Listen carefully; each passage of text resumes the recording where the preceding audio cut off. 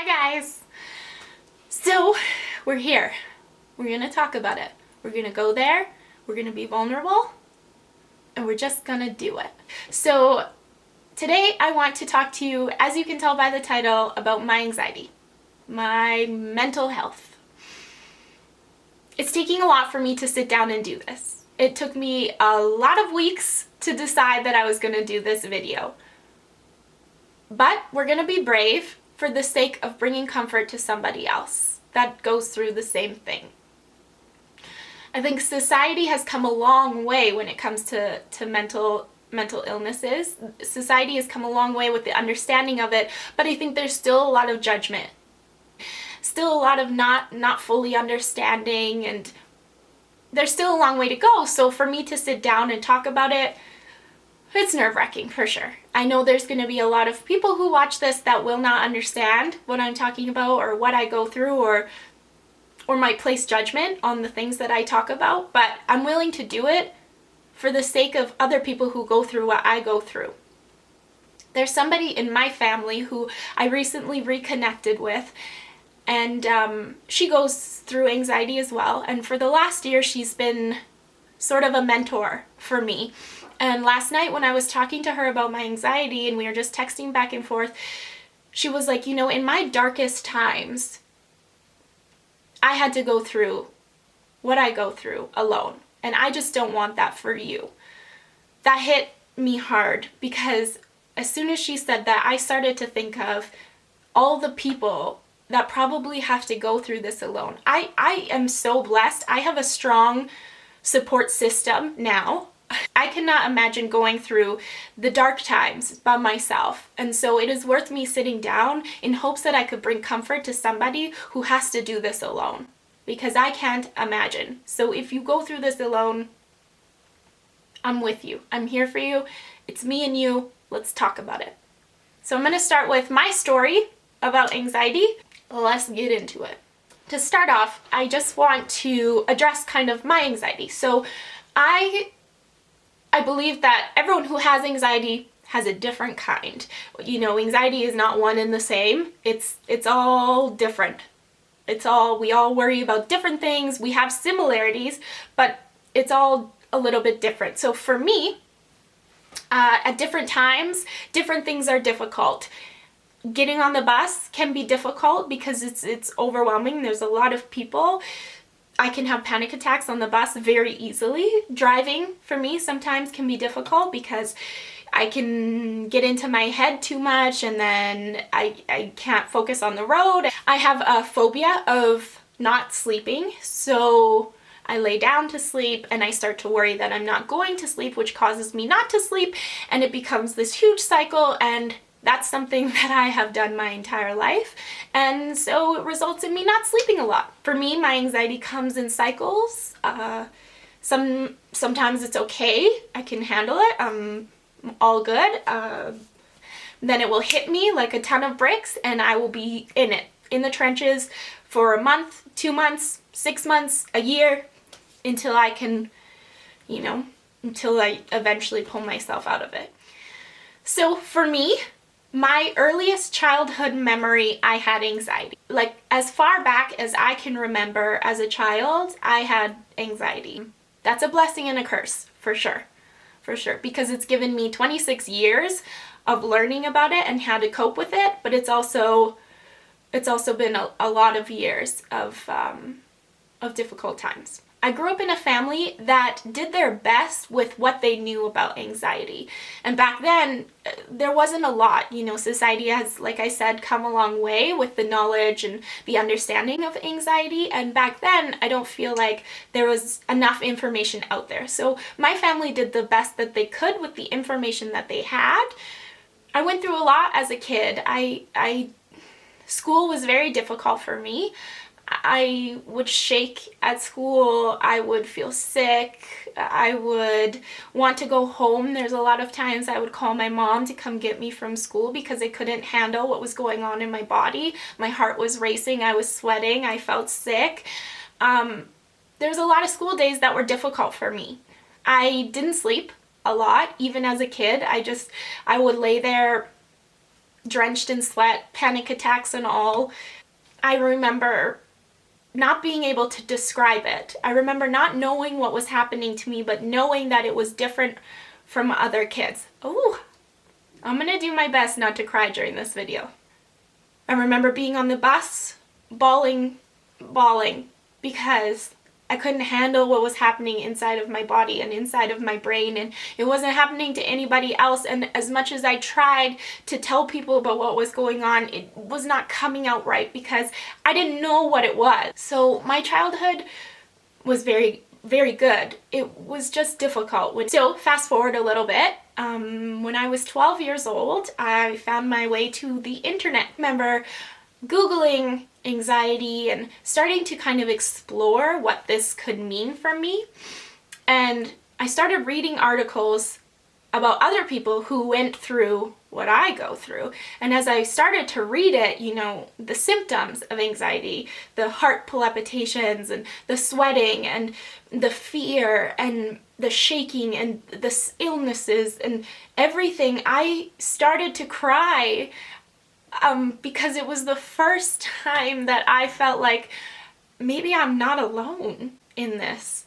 You know, reading those things for the first time in my whole life, I was like, oh my gosh, there are other people in this world that go through what I go through. And knowledge is power, I feel like, when it comes to anxiety. So I just started reading. I read a lot.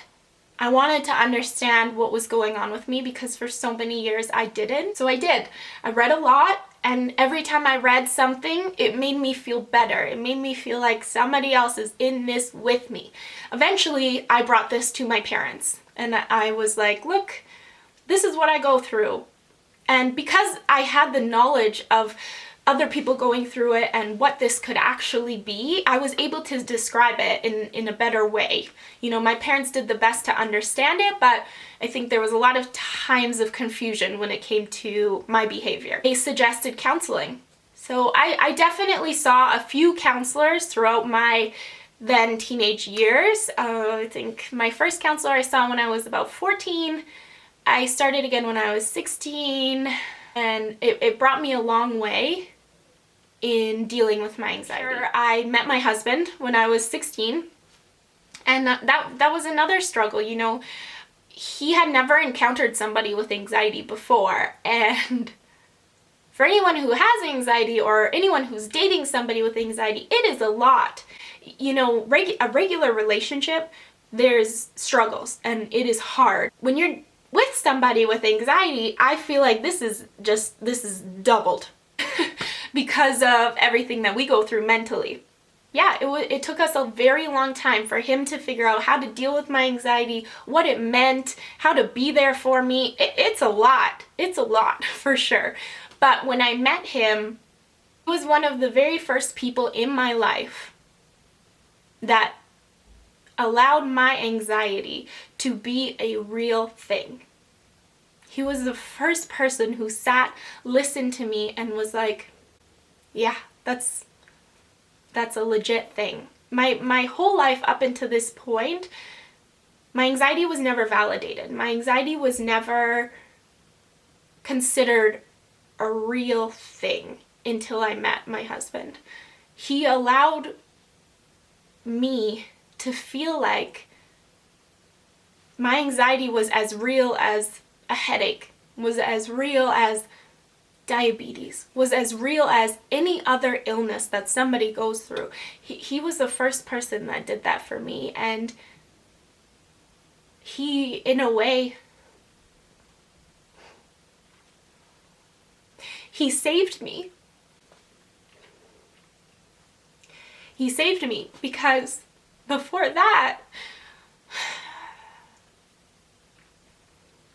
I felt very alone, and I felt constantly like I was making this up, that I was doing this to myself, that somehow I could control this and I was choosing this. If you feel that way, that is not true. Mental illness is so real.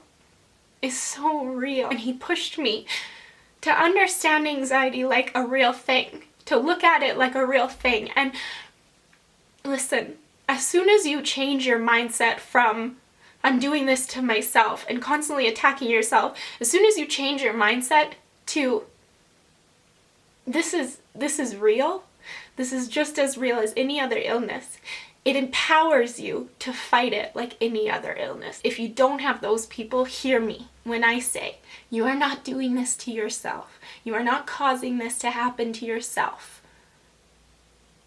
This is real. From there, from my husband, slowly people in my life started to understand anxiety. And once they did, my support system just grew. If the people in your life are not there, are not at the place where they understand mental illness to the level of this is just as real as anything else, this is a real thing happening, have faith that it will happen. It just takes some education. It just takes some understanding and some learning about anxiety and the things that are going on in our minds, but it will happen. Moving forward in my life, about a year ago is when I got in touch with this family member that has gone through a lot of what I have gone through and has been a mentor for me. And I was able to go see her in the summer. And since rekindling our relationship, she has just taught me so much about my anxiety. And when I tell you education is power when it comes to dealing with anxiety, boy is it ever. And the more I learn and the more I internally look at the things that I go through in my anxiety and understand it, the better I am equipped to deal with it. Because we cannot let anxiety win. We cannot let mental illness win. And as long as you are fighting, you are getting up every day and you are doing the things that scare you, I'm so proud of you. Some days it's not easy for me to get on the bus. I'm so overwhelmed. Sometimes it's not easy for me to go to functions with my friends where there are a lot of people and we're in a restaurant. I get very overwhelmed. I feel like I can't breathe. Sometimes those things aren't easy for me. Everyday activities aren't easy for me. Choosing which coffee I want, and then my mind goes into what if I choose this coffee, and what if, and what if, and what if, and what if, and what if. Everyday things are hard. They're so hard. But if you do those things, I promise you, each time it will get easier, and each time you are proving to yourself that those what ifs aren't real. It takes strength, it takes courage, it takes a lot to fight against what we go through. But you can do it. You can do it. You can do it. And every time you make a tiny decision that is so easy for somebody else, pat yourself on the back. Tell yourself, good job. Turn that voice in your head that says, no one else goes through this. Why can't you be normal? Turn that voice off and just say, you know what? Good job. Just have to stop the self-hate that we do in our heads because, listen, you're doing a good job. You're doing a good job. You made that decision today. You made it to work. You made it through another day. You fell asleep. You picked your coffee. You got on the bus. You made it through a social outing. You're doing a good job. And if I'm the only person that tells you that today, please listen, that I am so proud of you. I love you guys, and I appreciate you guys. And if this is something you want me to continue to talk about, please let me know down below in some sort of way. If you guys are interested, I would love to make this, make another video on the tips, tricks, and things that I do to help with my anxiety. I promise the next video will be a little bit lighter, not as heavy, not as emotional. Thanks for listening to me. And if there's somebody in your life that has anxiety and you don't, let's just practice understanding for each other. Let's just practice being there for somebody even though you don't understand what they're going through. I love you guys. I will see you in my next video. Thanks for watching. Bye.